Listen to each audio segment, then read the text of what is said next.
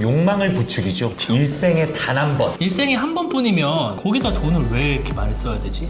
전혀 정반대의 접근이네요. 그쵸. 일생에 예를 들어 매일매일 쓰는 것과 일생에 단 한 번을 써야 되는 것들이 있으면 저 같으면 예. 자동차라든지 매일매일 타야 되고 안전에도 직결이 되고 가전제품 뭐 냉장고라든지 세탁기, TV 이런 것들은 매일매일 쓰잖아요. 근데 만약에 여기서 스트레스를 받으면 매일매일 스트레스를 받는 거니까 차라리 반대로 생각하면 매일매일 쓰는 것들에 더 투자를 하고 일생에 한 번뿐이라면 이거에 굳이 그렇게 많은 투자를 해야 되는지에 대한 고민은 뭐 개인마다 다르겠습니다만 저는 약간 갸우뚱거리는 문제인 건 확실합니다. 저도 그래요. 신랑 신부님한테 차라리 여기서 이런 것들을 조금 포기하고 아니면 조금 낮추고 이 돈으로 신혼여행을 좀 더 멀리 가세요.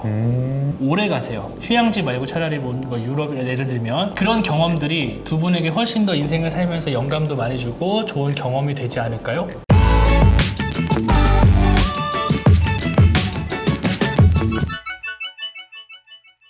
자, 여러분 안녕하세요. 반갑습니다. 반갑습니다. 본인 소개를 간단하게 한번 해주시면. 서대문구 연희동에서 연희정원이라는 이제 복합 문화 공간을 운영하고 있는 대표 유혁훈이라고 합니다. 반갑습니다.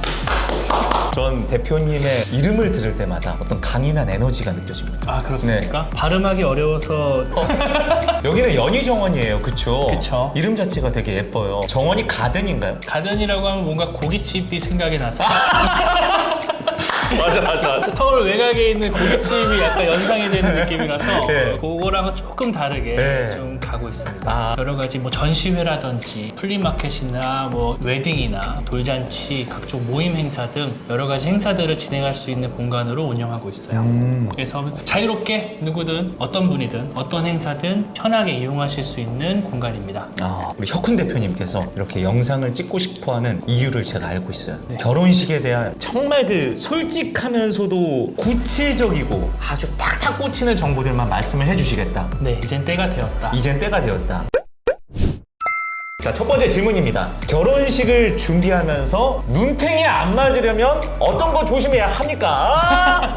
아니 근데 이제 직접적으로 얘기를 네. 이 단어로 쓰고 싶어요. 보통은 눈탱이. 눈탱이 맞는다고 하잖아요. 그쵸. 네. 눈탱이 안 맞으려면 하나밖에 없습니다. 모르면 당한다. 모르면 당하죠. 알면 안 당하고. 근데 이제 알 수가 없잖아요. 특히 웨딩 같은 경우는 비교 대상이 없어요. 그러니까 예를 들면 내가 드레스를 여기서도 해보고 여기서도 해봤는데 여기가 좋더라. 웨딩 홀을 여기서도 해보고 여기서도 해봤는데 여기가 좋아. 이게 안 되잖아요. 그러니까 한 번밖에 못하니까. 해봤는데 이렇더라가 안 나올 수가 없죠. 본인이 이제 경험을 전제로 판단을 해야 되는데 그쵸. 하나만 선택해서 한 번밖에 결정을 못하는 것들이 많다 보니 조금 어렵죠. 내가 올바른 판단을 했는지도 모르겠고 올바른 판단을 했다고 믿어야 되는 상황인 거고. 그런 게 이제 디테일한 정보량의 차이에서 나오겠네요. 그렇습니다. 그래서 안 맞으려면 어떻게 해야 돼요? 딱 중심을 잡아야 합니다. 그러니까 중심. 선택과 집중인데 네. 나는 어떤 결혼식을 꿈꾸는지에 대해서 두 분이서 결혼의 주체자인 신랑과 신부님들이 충분히 이야기를 나눌 필요가 있어요. 그래서 근데 저는 궁금한 게 있어요. 네. 이게 저는 아직 결혼을 안 해봤으니까 하지만 결혼식 사회는 어쨌든 몇백 번을 진행해 봤으니까 보통은 결혼식에 싱크를 다 맞춰 오는 줄 알았거든요. 근데 그게 아니더라고요. 합의가 안 되거나 어려우신 분들이 간혹 계십니다.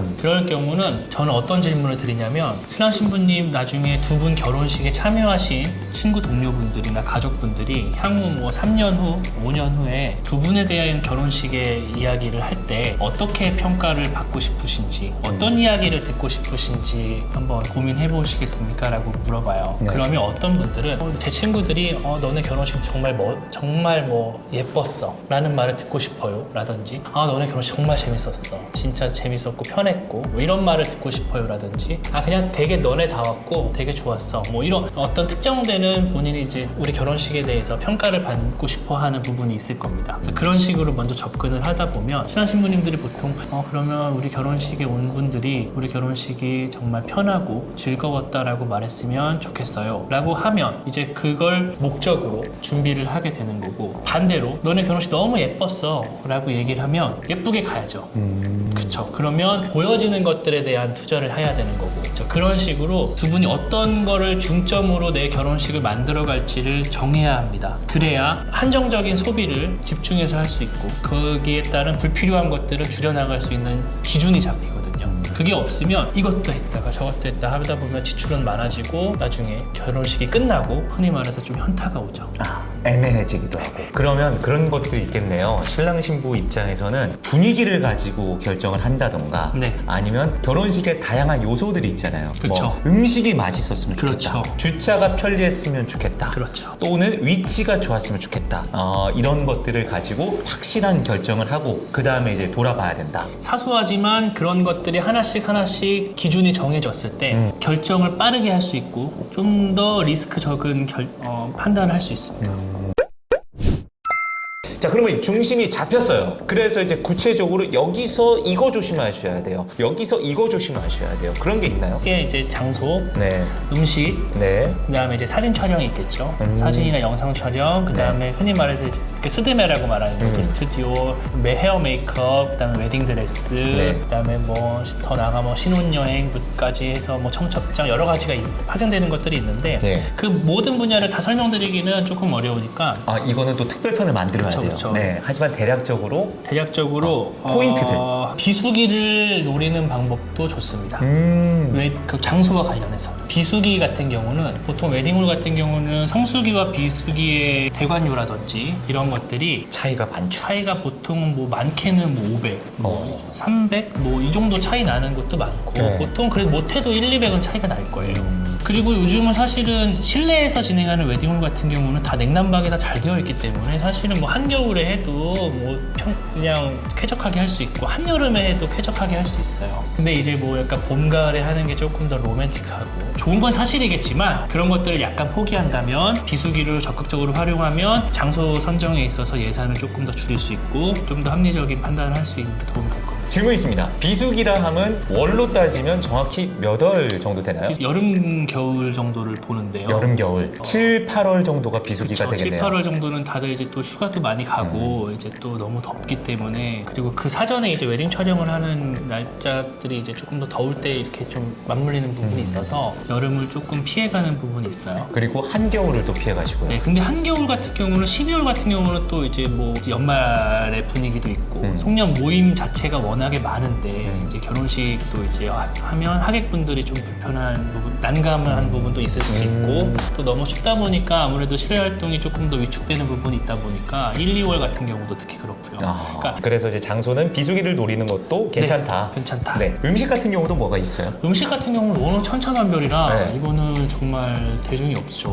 대신 저는 그건 있어요. 네. 제가 예식장을 쭉 돌아다녀 본 결과 음식이라는 것은 알맹이가 중요하다. 무슨 말인지 알아요? 네. 이거 느낌 아시죠? 무슨 말인지 알아요? 메인 디쉬. 네, 그러니까 가요. 예식장마다 가가지고 우리는 뭐 음식이면 150여 가지가 됩니다. 200여 가지가 됩니다. 그런 가지수가 중요한 게 아니다. 음식들 중에서도 제가 구체적으로 말씀드릴게요. 소고기, 닭고기, 돼지고기 먹는 것만 먹습니다. 어떻게 들어가 있는지, 어디에 구성되어 있는지, 어떤 요리로 나오는지, 그래서 사람들이 이거를 집어갈 만한지 그런 것들 보셔야 되고 또 그거 있어요. 제가 판단하는 기준 중에 하나가 뭐냐면 좋은 뷔페의 기준. 네. 새우의 알맹이가 얼마나 큰가. 빵이라고 하죠. 새우의 네. 빵이 좋은지, 네. 오동통한지. 그게 전문 용어로 빡이라고 합니까? 뭐 이제 물고기를 이제 빵이 좋다고 이렇게 아. 하는데 도톰하냐, 네. 그냥 냉동이냐, 흔히 그렇죠. 말해서 네, 그런 것들 확인해 보시면 좋습니다. 이거는 맞습니다. 결혼식 전문 사회자가 드리는 꿀팁입니다, 여러분. 적은 음식이라도 좋은 스테이크가 나오는 게 차라리 낫다. 굳이 뭐 비유를 드리자면 그렇습니다. 그러기 위해서는 일단 시식이 필수겠죠. 네. 그래서 사전 시식이 좀 가능한 것이 좋습니다. 그리고 책임자가 명확해야 돼요. 음식에 대해서는. 그러니까 예를 들면 나중에 뭐 양에 대한 문제가 있을 수 있고 뭐 더 나아가서 안전상의 문제도 있을 수 있고 또 여러 가지 메뉴 구성에 대한 문제도 있을 수 있습니다. 그래서 그런 것들을 책임지고 음식에 대해서 논의할 수 있는 그 책임자가 정확하게 있는 곳이 좋습니다.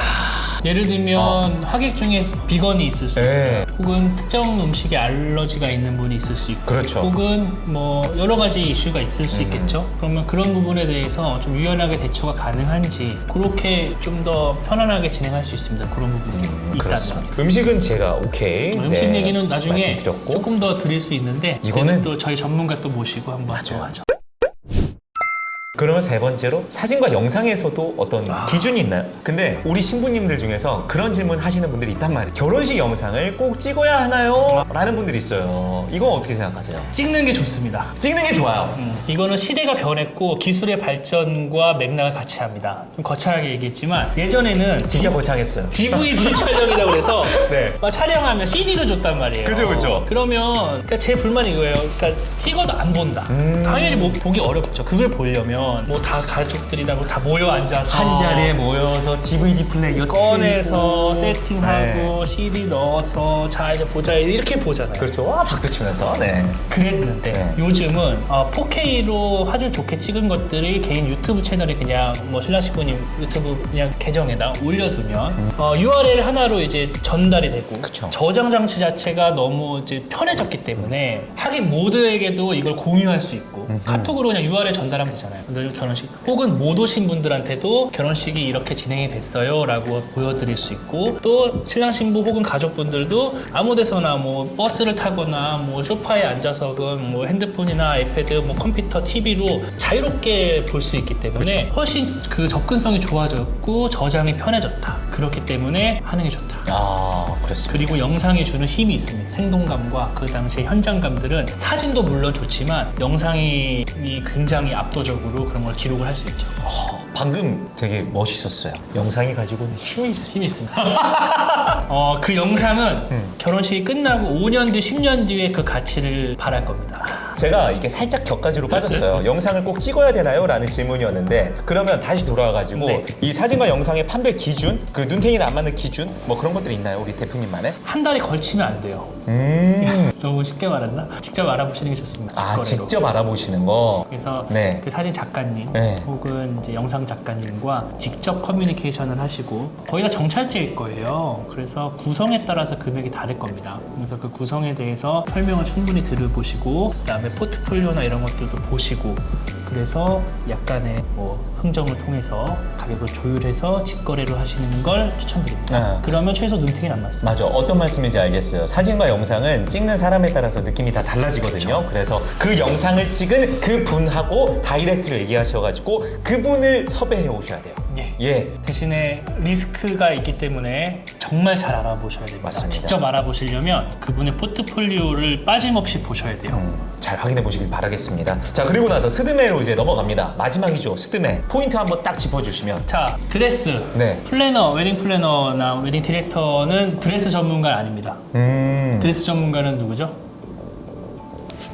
저요? 드레스 전문가 누굴 것 같으세요? 드레스 전문점에 계시는 분. 그렇죠. 예. 정답입니다. 맞아요. 예. 심플하죠. 플래너는 드레스 전문가 아니에요. 그러네. 그러니까 웨딩 플래너나 웨딩 디렉터한테 이 드레스가 뭐 어쩌고저쩌고 이렇게 하실 필요 없습니다. 드레스는 전문가한테 가서 그래서 플래너분들도 이렇게 동행을 안 해요. 굳이 거기 전문가가 계시니까 그분의 말을 잘 들어보시고 본인에게 맞는 그리고 무드에 맞는 장소에 맞는 드레스를 고르시면 됩니다. 그래서 하우스 웨딩이나 이런 스몰 웨딩 같은 경우는 따로 신부 대기실이 없어요. 그러네요. 그러면 맞아요. 신부님이 오시는 분들이랑 같이 마주하고 와서 인사하고 같이 어울려서 사진 찍고 인사하는데 너무 막 길게 끌려가고 누군가 계속 이동할 때마다 도와줘야 된다면 불편하겠죠. 그렇죠. 거동이 불편하고 누군가가 도와줘야만 하는 드레스면 그렇게 그런 드레스는 물론 거기에 맞는 장소가 있겠죠. 그렇죠. 화려하고 이렇게 좀 더 움직임이 적은 곳들에서는 그리고 조명이 강하면 더 블링블링해서 더 예뻐 보이겠지만 그렇게 내가 결혼하는 곳의 무드와 그리고 본인 체형에 맞는 드레스를 고르는 건 전적으로 드레스 샵의 어떤 조언을 잘 들으시는 게 좋습니다. 아, 예. 근데 이것까지는 네. 사실은 뭐 흔한 얘기고요. 제가 진짜 한마디만 덧붙여서 드리면 기대돼. 이런 거 준비해. 이런 거 필요해요. 헤어 메이크업이랑 웨딩 드레스 신부님이 관리하셔야 돼요. 그러니까 다이어트 하세요. 진심입니다. 그거 잠깐만. 갑자기 이렇게 사이다를 꽂는다고요? 네. 어떤 예. 게 예쁘고 뭐가 거의 다 비슷합니다. 대신 자기한테 잘 어울리는 거 본인이 그날의 컨디션을 끌어올리기 위해선 본인이 노력을 좀 해야 돼요. 어쩔 수 없어요. 근데 거기서 차이 많이 나요. 사실 맞는 말씀이죠. 네, 네, 그러니까 부정할 수가 없어요. 꾸미는 것만으로 한계가 있다. 그리고 이거는 단지 신부님뿐만이 아니라 남녀노소에 네, 신랑님도. 관계없이 신랑님도 뱃살 좀 넣고 당연히 이거 하고, 호! 집어넣고 하고 턱살 네. 좀 줄이고 네. 하면은 훨씬 즐겁고 멋있게 할 수 있어요. 그렇죠. 대신에 그 노력을 배제하고 뭔가 이제 보정만으로 돈으로 하거나 아. 하면 한계가 있습니다. 예, 스드메까지도 이렇게까지 말씀드리고 싶지는 않았습니다. 잘 해주셨습니다. 네. 네. 눈탱이로 갔다가 자기 관리까지 가는 네, 본격 연희정원 토크 시간입니다. 네. 그 얘기 다 하네요. 네. 자, 오케이. 좋습니다. 그러면 결국 결혼식 준비하면서 합리적인 비용으로 어떻게 결혼을 할 수 있는가에 네. 대한 얘기였다고 보는데 이건 또 격가지로 상세 내용들이 워낙에 많아요. 네. 그래서 이런 것들은 또 저희가 그 파트별로 시리즈를 나눠가지고 조금 더 자세하게 다음 편에서 얘기를 해드리겠습니다. 네. 네.